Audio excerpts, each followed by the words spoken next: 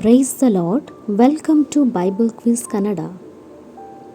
ಪ್ರಶ್ನೆ: ಆದಿಯಲ್ಲಿ ದೇವರು ಏನನ್ನು ಉಂಟು ಮಾಡಿದನು? ನಿಮ್ಮ ಆಪ್ಷನ್ಸ್: ಎ ನೀರು, ಬಿ ಆಕಾಶ, ಸಿ ಗಾಳಿ, ಡಿ ಭೂಮಿ.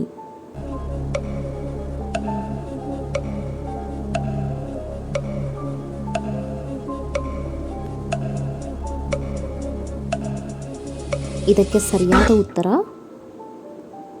ಆಪ್ಷನ್ ಬಿ ಮತ್ತು ಡಿ.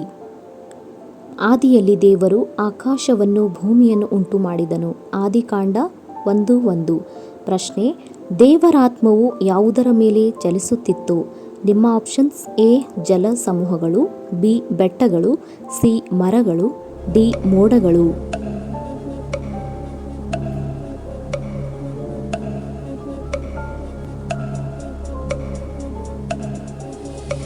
ಇದಕ್ಕೆ ಸರಿಯಾದ ಉತ್ತರ ಆಪ್ಷನ್ ಎ ಜಲ ಸಮೂಹಗಳು. ದೇವರಾತ್ಮವು ಜಲ ಸಮೂಹಗಳ ಮೇಲೆ ಚಲಿಸುತ್ತಿತ್ತು. ಆದಿಕಾಂಡ 1:2.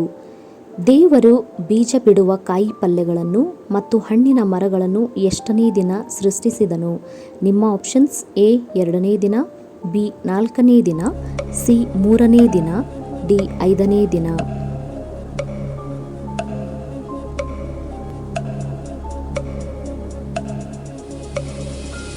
ಇದಕ್ಕೆ ಸರಿಯಾದ ಉತ್ತರ ಆಪ್ಷನ್ ಸಿ 3ನೇ ದಿನ.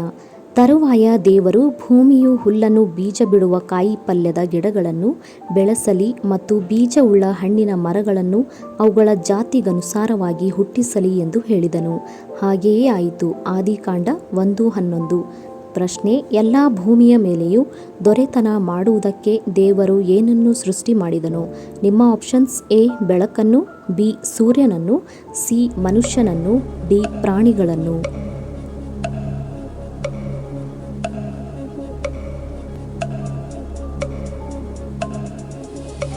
ಇದಕ್ಕೆ ಸರಿಯಾದ ಉತ್ತರ ಆಪ್ಷನ್ ಸಿ ಮನುಷ್ಯನನ್ನು. ದೇವರು ನಮ್ಮ ಸ್ವರೂಪದಲ್ಲಿ ನಮ್ಮ ಹೋಲಿಕೆಗೆ ಸರಿಯಾಗಿ ಮನುಷ್ಯರನ್ನು ಉಂಟು ಮಾಡೋಣ. ಅವರು ಸಮುದ್ರದಲ್ಲಿರುವ ಮೀನುಗಳ ಮೇಲೆಯೂ, ಅಂತರಿಕ್ಷದಲ್ಲಿ ಹಾರಾಡುವ ಪಕ್ಷಿಗಳ ಮೇಲೆಯೂ, ಪಶುಗಳ ಮೇಲೆಯೂ, ನೆಲದ ಮೇಲೆಯೂ, ಹರಿದಾಡುವ ಎಲ್ಲ ಕ್ರಿಮಿ ಕೀಟಗಳ ಮೇಲೆಯೂ, ಎಲ್ಲ ಭೂಮಿಯ ಮೇಲೆಯೂ ದೊರೆತನ ಮಾಡಲಿ ಅಂದನು. ಹೀಗೆ ದೇವರು ಮನುಷ್ಯನನ್ನು ತನ್ನ ಸ್ವರೂಪದಲ್ಲಿ ಉಂಟು ಮಾಡಿದನು. ಆದಿಕಾಂಡ 1:26. ಪ್ರಶ್ನೆ: ದೇವರು ಯಾವ ದಿನವನ್ನು ಪರಿಶುದ್ಧ ದಿನವಾಗಿರಲಿ ಎಂದು ಆಶೀರ್ವದಿಸಿದನು? ನಿಮ್ಮ ಆಪ್ಷನ್ಸ್: ಎ ಸೃಷ್ಟಿ ಕಾರ್ಯದ 1ನೇ ದಿನ, ಬಿ ಸೃಷ್ಟಿ ಕಾರ್ಯದ 7ನೆಯ ದಿನ, ಸಿ ಸೃಷ್ಟಿ ಕಾರ್ಯದ 2ನೇ ದಿನ, ಡಿ ಸೃಷ್ಟಿ ಕಾರ್ಯದ 5ನೇ ದಿನ.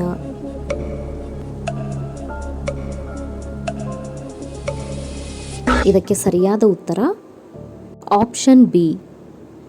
ದೇವರು ತನ್ನ ಸೃಷ್ಟಿ ಕಾರ್ಯವನ್ನು ಮುಗಿಸಿ ಆ 7ನೇ ದಿನದಲ್ಲಿ ವಿಶ್ರಮಿಸಿಕೊಂಡಿದ್ದರಿಂದ ಆ ದಿನವನ್ನು ಪರಿಶುದ್ಧ ದಿನವಾಗಿರಲಿ ಎಂದು ಆಶೀರ್ವದಿಸಿದನು. ಆದಿಕಾಂಡ 2:3. ಪ್ರಶ್ನೆ: ಸ್ತ್ರೀ ಯಾವುದರಿಂದ ಉತ್ಪತ್ತಿಯಾದಳು? ನಿಮ್ಮ ಆಪ್ಷನ್ಸ್: ಎ ಪುರುಷನ ಪಕ್ಕೆಯ ಎಲುಬಿನಿಂದ, ಬಿ ಮಣ್ಣಿನಿಂದ, ಸಿ ಮಾಂಸದಿಂದ, ಡಿ ಕಲ್ಲಿನಿಂದ.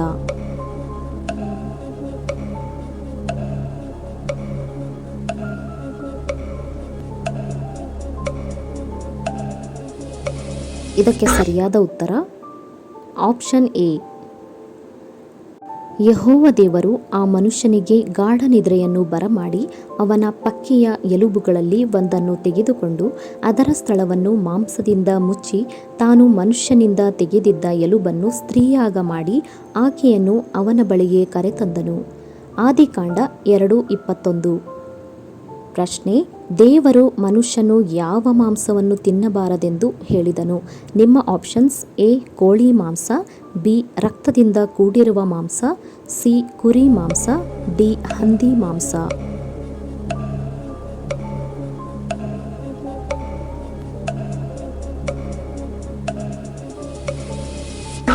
ಇದಕ್ಕೆ ಸರಿಯಾದ ಉತ್ತರ ಆಪ್ಷನ್ ಬಿ. ಆದರೆ ರಕ್ತದಿಂದ ಕೂಡಿರುವ ಮಾಂಸವನ್ನು ನೀವು ತಿನ್ನಬಾರದು, ರಕ್ತವು ಜೀವವಷ್ಟೇ. ಆದಿಕಾಂಡ 9:4. ಪ್ರಶ್ನೆ: ಆ ಸ್ತ್ರೀಯನ್ನು ನೀವು ದೇವರಂತೆ ಆಗಿ ಒಳ್ಳೆಯದರ ಕೆಟ್ಟದರ ಭೇದವನ್ನು ಅರಿತವರಾಗುವಿರಿ ಎಂದು ಯಾರು ಹೇಳಿದರು? ನಿಮ್ಮ ಆಪ್ಷನ್ಸ್: ಎ ಸರ್ಪವು, ಬಿ ದೇವರು, ಸಿ ಸೈತಾನನು, ಡಿ ದೇವದೂತನು.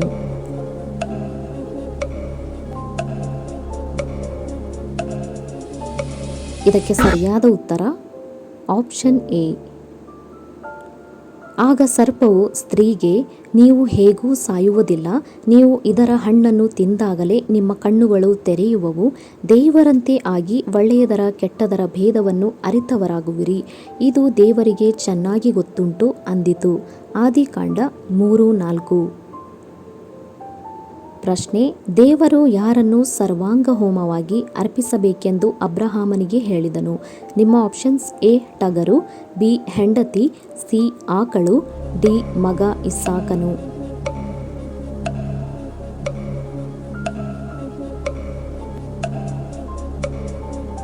ಇದಕ್ಕೆ ಸರಿಯಾದ ಉತ್ತರ ಆಪ್ಷನ್ ಡಿ.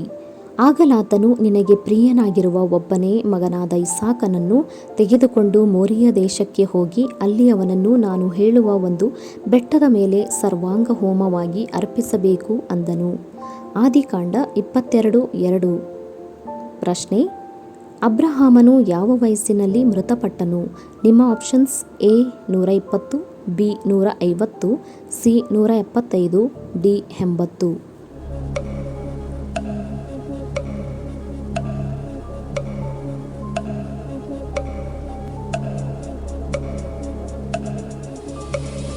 ಇದಕ್ಕೆ ಸರಿಯಾದ ಉತ್ತರ ಆಪ್ಷನ್ ಸಿ.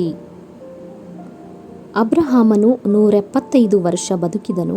ಅವನು ಪೂರ್ಣಾಯುಷ್ಯದಿಂದ ದಿನ ತುಂಬಿದ ಮುದುಕನಾಗಿ ಪ್ರಾಣ ಬಿಟ್ಟು ತನ್ನ ಪಿತೃಗಳ ಬಳಿಗೆ ಸೇರಿದನು. ಆದಿಕಾಂಡ 25:7. ಈ ವಿಡಿಯೋ ನೋಡಿದ್ದಕ್ಕಾಗಿ ಧನ್ಯವಾದಗಳು. ಇಂತಹ ಮತ್ತಷ್ಟು ವಿಡಿಯೋಸ್ಗಳಿಗಾಗಿ ದಯವಿಟ್ಟು ನಮ್ಮ ಚಾನಲನ್ನು ಲೈಕ್ ಮಾಡಿ, ಶೇರ್ ಮಾಡಿ ಹಾಗೂ ತಪ್ಪದೇ ಸಬ್ಸ್ಕ್ರೈಬ್ ಮಾಡಿ. ಬೆಲ್ ಬಟನ್ ಕ್ಲಿಕ್ ಮಾಡಿ, ಇದರಿಂದ ಹೊಸ ವಿಡಿಯೋಗಳ ನೋಟಿಫಿಕೇಷನ್ ಪಡೆಯಿರಿ.